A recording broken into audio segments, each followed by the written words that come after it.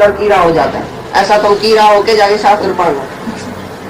और देह वासना, मेरी देह हमेशा तंदुरुस्त, मैं जवान रहे, अच्छी रहे, मैं ये खिलाऊं, मैं ये पहनाऊं, मैं ये घूमूं, देह को बड़ा मजा दूं, देह को सुख दूं, ये देह की वासना है। और लोक वासना, लोक को क्या कहेगा, बस ये बड़े में बड़ी बात है। इसके लिए तुम निंदा कराना नहीं चाहता है। भाई दुनिया में निंदा नहीं होनी चाहिए, ठीक है, इधर भी जाना चाहिए, उधर भी जाना चाहिए। पेंशन में पूरो, साधुन में सनम। जब साध संगत में आएगा तो भी पहला नंबर आके बैठेगा, भाई मैं क्या नहीं हूँ, मैं क्या नहीं हूँ। जब पेंच होएगा ना दुनिया वाला, उधर भी तुम पहला नंबर शादी में बैठेगा, मरने में भी पहला नंबर जाके बैठेगा। सब जगह तुमको पहला नंबर कुर्सी चाहिए, लेकिन एक कुर्सी पर एक टाइम बैठना है। यहाँ भगवान की कुर्सी पर बैठो, यहाँ देह ध्यासियों की कुर्सी पर बैठो। देह ध्यासी है तो लोक वासना है। तो जो स्तुति और निंदा में एक है, जिसको दुनिया की कोई परवाह नहीं है, ऐसी बात में हम सच के रास्ते पर है। अभी दुनिया क्या भी बोले तो हमको उसकी परवाह नहीं रखनी। हाँ। और जो मेरे परायण हुए, अर्थात मेरे को परम आश्रय और परम गति एवं सबका आत्म रूप और सबसे परे परम पूज्य समझकर विशुद्ध प्रेम से मेरी प्राप्ति के लिए तत्पर हुए श्रद्धा युक्त पुरुष इस ऊपर कहे हुए धर्म में अमृत को निष्काम भाव से सेवन करते हैं, वे भक्त मेरे को अतिशय प्रिय हैं। प्रेम से, श्रद्धा से युक्त जो इस पर चलता है, जो जो हमने अभी ज्ञानी भक्त की बात किया, जो उस पर चलने वाला, आचरण करने वाला, सचमुच वो ऐसा चलता है, वो तो मेरे को अति प्रिय है। जो भी अभी बोला उसके ऊपर चलने वाला, ये बड़ी आ जाए तो ये तो बहुत बड़ी बात है। तुम्हारी श्रद्धा कितना आना है, बढ़ाना है, किसी आठाना है, बोला थोड़ा थोड़ा गुरु का कहना मानना चाहिए, थोड़ा पर अपनी भी बुद्धि चलानी चाहिए। ऐसा बेवकूफ नहीं बनना। ये मर्द लोग है ना, स्त्री वो बोलता है भाई तुम्हारे को अक्ल नहीं है तो तुम सारा ही सारा गुरु का कहना मान लेती है। ऐसा नहीं कहना, गुरु वाक्य सत्यम नहीं करना, कुछ अपनी बुद्धि चलाना। दुनिया में भी रहने का है, लोकालित में भी रहने का है, बच्चे के साथ भी रहने का है। ऐसा थोड़ी गुरु के कहने पर बस तुम निरासक्त हो जाओ, जल्दी में निर्मोह हो जाओ। निर्मोह नहीं होना, ये भी नहीं छोड़ना, वो भी नहीं छोड़ना। थोड़ा थोड़ा गुरु का, थोड़ा थोड़ा अपनी भी मत चलाने की है। अपनी मत पढ़ने का पानी, जो तुम्हारी मत है ना, बुद्धि जो तुम्हारी है, वह द्वैत की बुद्धि, जड़ बुद्धि, उसने ही जो तुमको धोखे में रखा है अभी तक। जो तुम्हारा देह अध्यास वाली बुद्धि है, बुद्धि में देह का अध्यास है और जगत का ये पदार्थ है। और जड़ बुद्धि जो है वो तो बुद्धि इधर सारी खलास करने की। तुम्हारे पास बुद्धि रहेगी नहीं तो सोचेगा कैसे? मन ही नहीं रहेगा तो सोचेगा कैसे? मन बुद्धि मेरे को अर्पण करो और मेरा वाक्य सत्य करके जाओ। तो जो सत्य शास्त्र, सत्य चिंतन करता है और महापुरुषों के एक एक लफ्ज में, एक एक शब्द में श्रद्धा रखता है, तो भाई जो भी उसके मुख से निकलता है वो जैसे परमात्मा के मुख से निकलता है।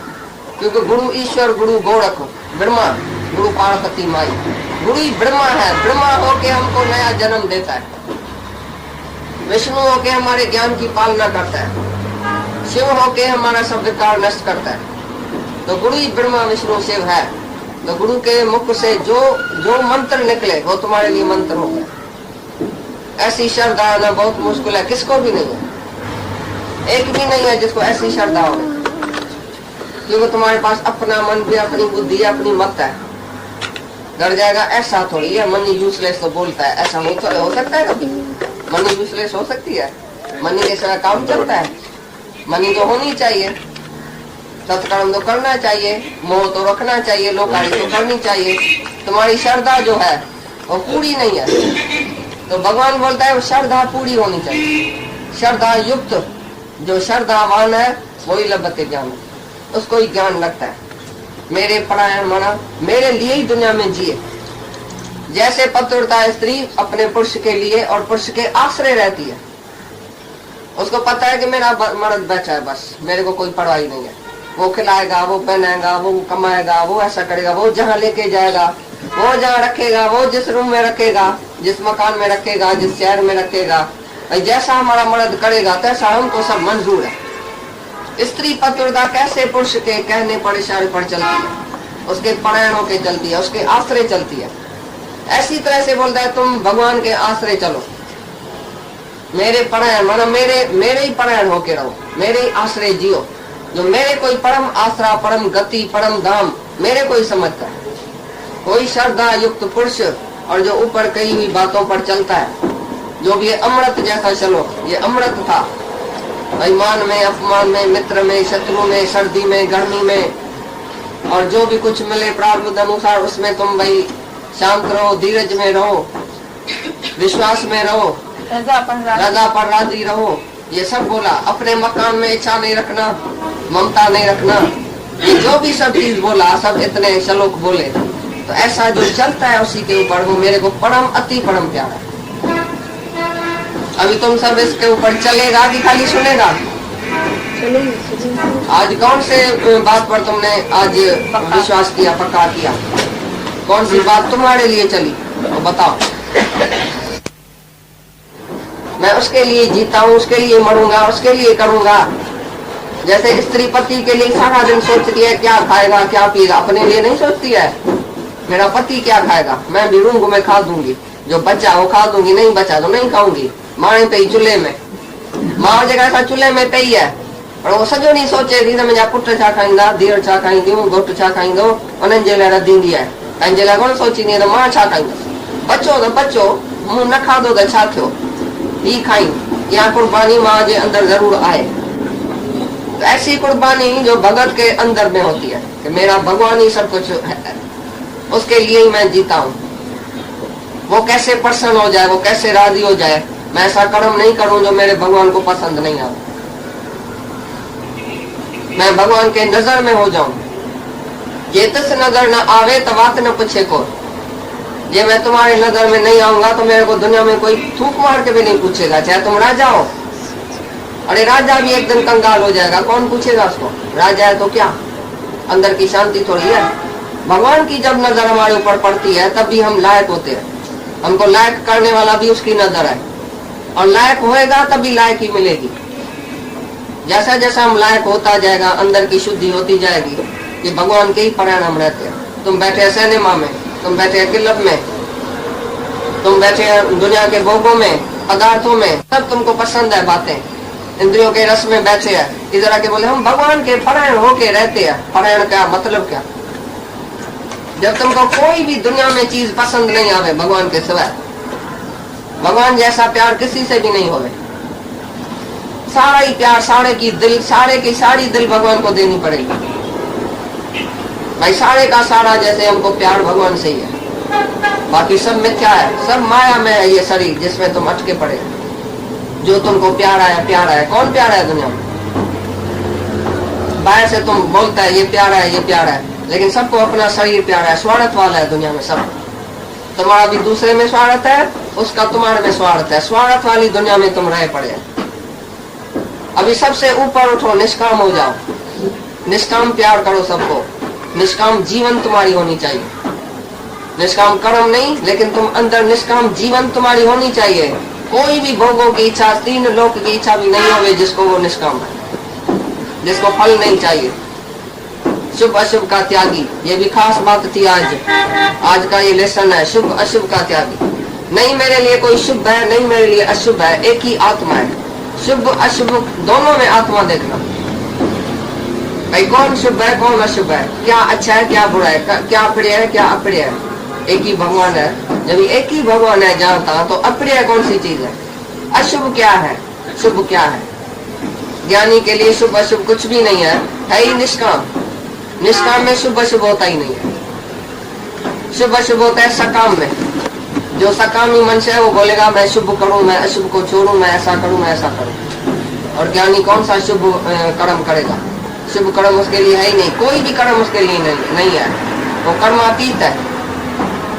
कोई भी शुभ कर्म उसके लिए नहीं है, क्योंकि शुभ भी दूसरे के साथ करेगा, अशुभ दूसरे से करेगा, शुभ भी दूसरे से करेगा, द्वैत में करेगा।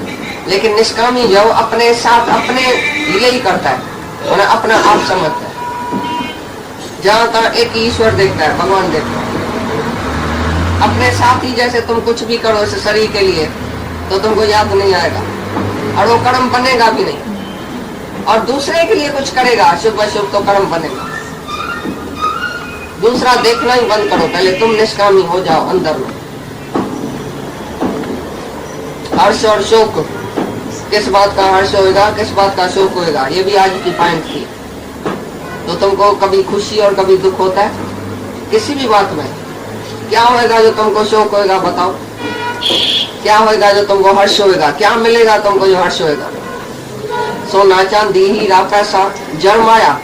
और तुम चेतन आत्मा, जड़ माया के मिलने में खुश होता है? जड़ माया कभी तुमको सुखी कर सकेगी?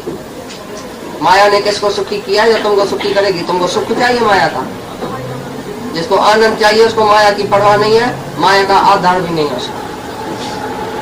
ये माया भी एक आधार है तुम्हारा, तभी तुम खुश होता है। जो निराधारों का आधार परमात्मा है, उसके ऊपर तुम आधार रखेगा तो माया का आधार तुमको चाहिए नहीं। स्त्री का आधार नहीं, बेटे का नहीं, माया का नहीं, सुख बाहर का चाहिए उसको। केवल अपनी आत्मा में ही तृप्त रहे। जो आत्मा में ही प्रीति वाला, आत्मा में ही तृप्ति वाला है, वही ज्ञानी है।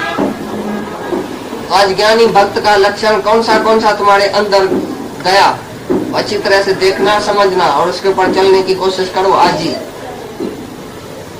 खाली जिसने समझा, अच्छी तरह से जाना, वो आप ही चलेगा उसके ऊपर।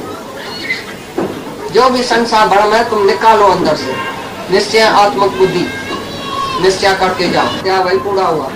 कामी के सामने निष्काम कर्म आएगा, सकामी के सामने सकाम कर्म आएगा। निष्काम कर्म का फल है निष्काम कर्म, ये बात समझा है? निष्काम कर्म का फल क्या है? निष्काम कर्म तुम्हारे सामने आएगा, ये दादाजी का कहना था। सब पूछते भाई निष्काम कर्म का फल क्या है? बोलते निष्कामी का फल है निष्काम कर्म सामने आएगा, तुम्हारे ऑटोमेटिकली सामने आएगा। तुम नहीं चाहेगा ना, सो जाएगा, भाई मैं तो आज सो जाता हूँ, अचानक कोई आ जाएगा निष्काम कर्म सामने, तुमको भगवान उठा के वो कराएगा, तुम्हारे पास ही निष्काम कर्म भेजेगा भगवान। तो निष्कामी का फल है निष्काम कर्म, और निष्कामी जो है वो मुक्त है। निष्कामी का फल है मुक्ति और शांति, और निष्काम कर्म उसके सामने आएगा, पिछाड़ी तक आप ही आएगा। हम चाहेंगे अभी हम आज सत्संग नहीं करेगा, किससे बात भी नहीं करेगा, तो कोई न कोई ऐसा दुखी अचानक आ जाएगा, हमको उठ के उसी से बात करनी पड़ेगी, क्योंकि भगवान को पता है निष्कामी ये है, तो हमारे पास ही सबको भेजेगा। और तुम्हारे पास सकामी कर्म भेजेगा, क्योंकि तुम सकाम है, तो बेटे बेटी का कर्म तुम्हारे सामने आएगा, तुम उसी के मोह में और भी फंसता जाए। अगर आपको आज की वीडियो अच्छी लगी हो तो वीडियो को लाइक और शेयर करना ना भूलें। आगे की वीडियोस देखने के लिए चैनल को सब्सक्राइब करें और नोटिफिकेशन बेल को ऑन करें।